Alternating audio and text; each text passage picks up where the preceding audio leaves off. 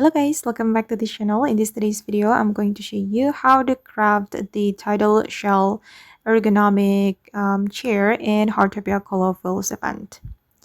Okay, let's get into it guys. First, you're going to unlock the recipe right here. Open up the Colorfuls event menu and you need to reach level 12 to unlock this Tidal Seashell Ergonomic Chair. Okay, this is the recipe. I've already claimed it. And then I'm going to go to my workbench. Then I'm going to start to craft this item. Where is it? Okay, this one.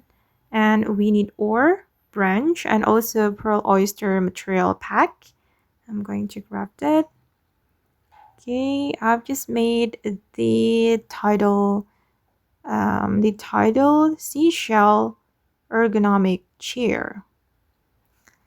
Okay guys, and that's how we can make the Tidal Seashell Ergonomic Chair in Heartopia Colorfuls event. I hope this video will be useful for you. Thank you so much for watching and bye!